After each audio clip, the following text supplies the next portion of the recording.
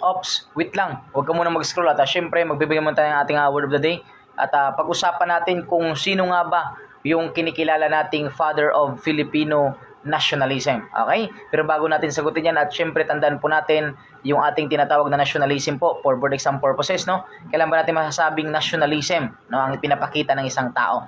Okay, actually yung ating pong nationalism, ito po yung love and loyalty po natin sa isang bansa kung saan po tayo nanggaling or saan po tayo pinanganak. Pero we can show nationalism in many ways po. Okay? Pwedeng kumbaga paggamit ng sariling lingwahe kahit saan ka man pumunta sa daigdig, no? Pero yung lingwahe na galing sa bansa mo, dala-dala mo yung lingwahe mo, that is considered shows nationalism yan. Okay? Yung bang tipong pinagmalaki mo yung ating bansa, yung bansang kung saan ka nagmula, pinagmalaki mo siya over another country, that is shows also nationalism. Yung pagtangkilik mismo ng mga gawang Pilipino, okay, that is also shows nationalism.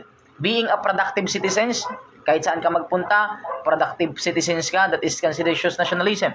Okay? Respect our national flag, national anthem, that is considered nationalism. Okay? Pagsuporta ng mga atletang Pilipino, that is also shows nationalism.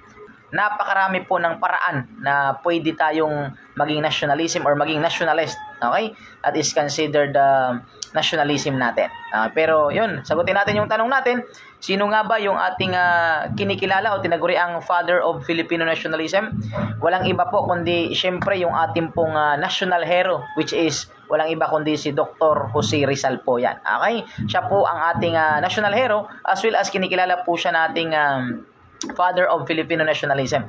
Ang full name po ni Dr. Jose Rizal, tandaan lang po natin, GPR Miar. Okay? GPR Miar lang po yan. GPR, it means Dr. Jose Protasio Rizal. Tapos Miar, Im, Mercado.